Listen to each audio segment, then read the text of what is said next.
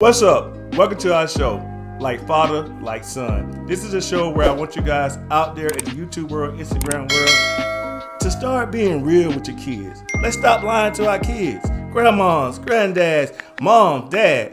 Let's just be real with our kids.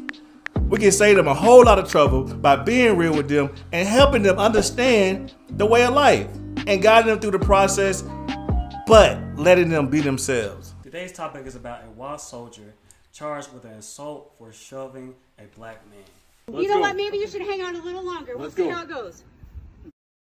What do you want to do? You better not touch me. Or what? What are you going to do? You up on me. Let's go. Walk away. I didn't do anything to you. I'm about to do something to you. You better start walking. I didn't do anything to her. You better start walking So right when now. you come after me like that, I ain't coming after you're the one in the you. wrong. You're in the wrong neighborhood, motherfucker. Get out. I live here, sir. Get out. I live here, sir. Where? Where's your house? What's your address? Maybe we should walk you home. You can't walk me home. Well, you bet. You want to bet what I can do? I live here, sir.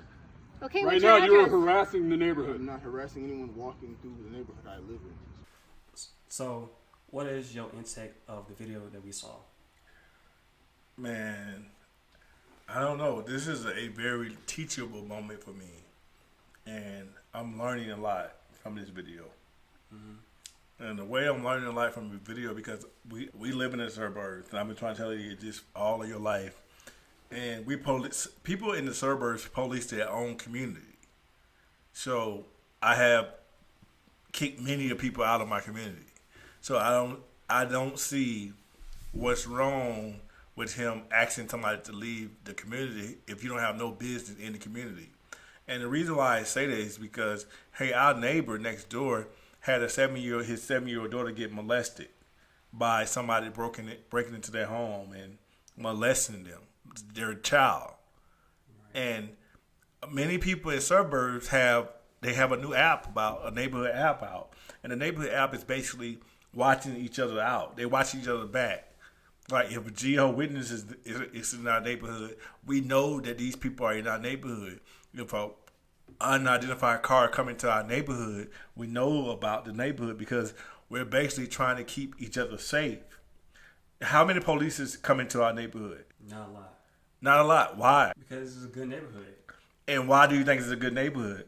Because nothing happens. It doesn't happen because we all watching out for each other. Yeah, right. And I live in a neighborhood with black people. You know, our neighborhood is black, white. We have Hispanics. Right. We have people from all over. Mm-hmm. And basically what we do is we police our own selves.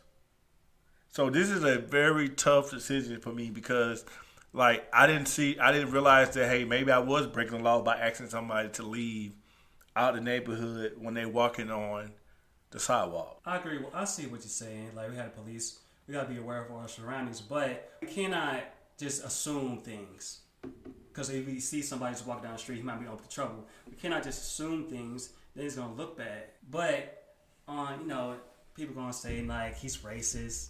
Saying that all this stuff happening all the time. Like, white people are trash, all this, But, I mean, now when you say it, I see what he's saying. He's saying, like, we need to be more aware of what's going on. But don't you think that he probably did that because he's black? I don't know. So that's why I'm like in the middle. I'm in the middle because I don't know. I don't know if it's a racially charged situation. I don't know if it's because I was in Chicago and I was on an acting job in Chicago. Right. And I lived they put me into a white neighborhood. And I was in the white neighborhood, and when I was in Chicago, Lincoln Park, I was walking back to my hotel, the place where I was staying at. And the white lady came to me and she said, "Hey, are you lost?" And I'm like, "Am I lost? I don't know why you would ask me, am I lost?" She was like, "Are you lost?" She was like, "What? Black people do not be in this area." And I said, "Black people do not be in this area?" She said, "No, black people don't be in this area." And I said, "Ma'am, yeah, I'm lost." And I was lost. Mm-hmm. But I was in the area that I was supposed to be in, but I was lost. And I said, "Hey, ma'am, I'm lost. This is the address I'm supposed to be staying at. I just came from the theater. Could you help me with this address?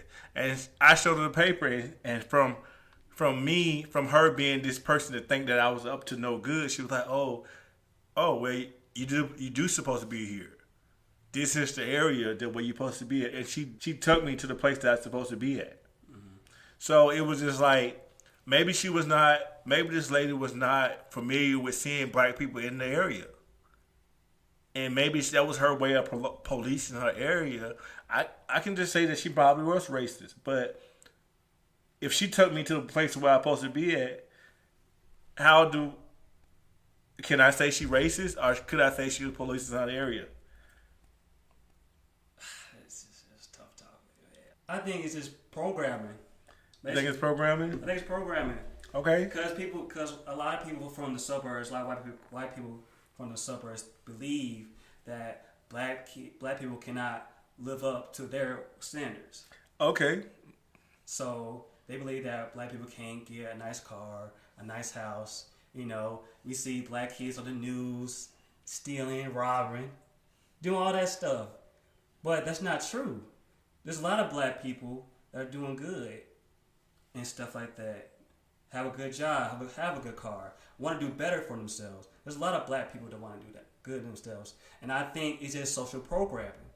I think people just watch too much TV, watch too much news.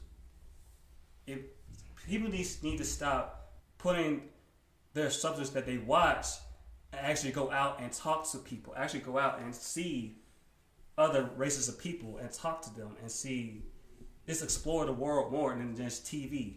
Because life is just more than TV. That's what I think. I truly believe you, Jordan, but I also tell you, do not let your guard down. I always tell you, don't trust anybody. I tell you, don't trust anybody. I don't care what their race, what color they is, and their family. If even if they got the same last name, don't I tell you that? Don't trust anybody. And I don't care what color they are. Don't let your guard down from anybody, until they prove to you that they are who they say they are. Right. And if you look at everybody the same way, you have no reason to be a racist. If you look at white people, black people, Chinese people, Asian people, all the same way. Mm-hmm. Don't trust none of them until they prove to you that they're trustworthy.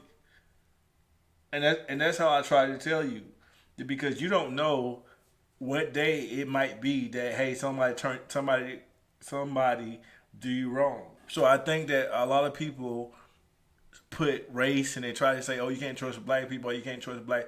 It's bad white people, it's bad Asian people, it's bad people in every culture. It's good, but I really believe that most of us are good. It's bad police officers, but I truly believe that most of us are good. I truly believe that most people in the world are good. Okay. So this is the last question I want to ask you. So do you believe that the white guy was right or wrong? Well, this is what I truly believe. And I'm truly saying this on allegedly, you guys, because this is what I'm allegedly. What I'm saying to you here, guys, this is allegedly. And the white guy did not understand that you have to know how to read people. I don't think that he knew how to read this guy. I really think that this young man have a mental problem. I don't know him but from me and knowing people and how to deal with people, I see that this young man had a mental problem. The reason why I say that, I watched the video over and over again, and I think that the black guy was not understanding how much basically danger he was in, and that girl who was filming him was egging the situation on. Because my thing is, if you have a six something dude running after you, you don't know how to box, you don't know how to fight. Why would you put yourself in danger? Young man, your job is to get yourself out of danger, get yourself away from danger, and then press charges. But you kept yourself in danger, and when he pushed you, you didn't do that. You didn't try to fight back. Don't never let nobody push on you. That's why I tell all my students: if somebody hits you, you better defend yourself. But I see that something was not right with this young man. Off. I kind of figured that something was off. And that's just me looking at him. I think something was off there, and I think that this officer was too aggressive. The reason why I say he was too aggressive because he didn't realize who the person he was dealing with. If you're dealing with somebody with any type of mental illness, you cannot handle them the same way as a normal person. And I feel like when he was communicating to him, when the officer was all rah, rah, rah, if he would listen to the young man, something was not right about the young man's communication. And that's what I picked up from the video. Me look at the video and I see the young man communication, something was off. Something is off. And I hope one day the parents tell me, hey, you wrong, nothing wrong with my child. Or they say, hey, dude, you was right. Something is wrong with my child. But I saw something off. The way and people got to understand, everybody's not the same. So you can't come out there rah, rah, rah like a wolf and you see this young man is not. Because we have mental illness people walking around all day in our community. Yeah. And you got to realize that, hey, you can't be so aggressive with them.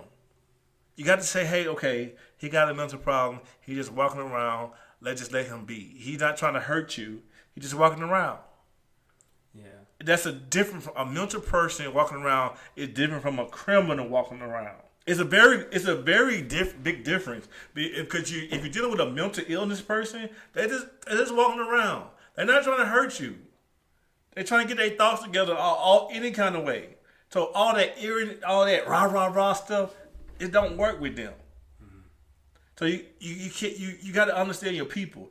I would see he had a loaded gun in his hand. Then maybe you need to rah rah rah with him. He did not have a loaded gun in his hand, but he was not. Look at the situation. This white man, 6 foot, whatever, big old dude, and this little bitty guy. He you know you can bust him across his head and knock him out, but the dude is not. He's saying, hey, he's not even getting loud with you. He's saying, well, I can be here. I don't have to go. Call the police. You can tell that something is not right. Mm-hmm. So that way. We got too many people trying to escalate the situation. I think that officer at the sergeant, you should know how to de-escalate the situation.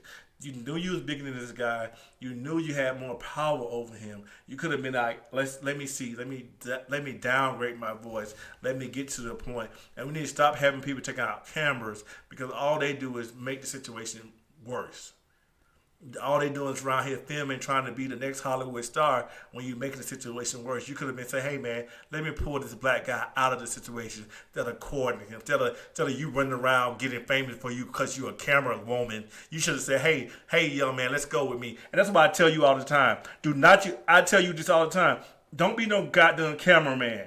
If you see a situation, jump in and try to help. Don't you dare be like, oh, I'm going to be the next Hollywood star. I'm the next famous. No, you're not. You're a part of the problem. If he went to jail, you should be locked up too. You should go to jail too because you got the camera. You egging the situation on instead of downgrading the situation. Every camera person who filmed somebody getting killed or getting shot from civilians and you ain't trying to help downgrade the situation, you should go to jail too. We should make a law because these are human beings. These are human beings, and you should say, hey, stop. Do y'all see the end of the video where there's 2 black ladies walked up, and the 2 black ladies said, hey, come on, young man.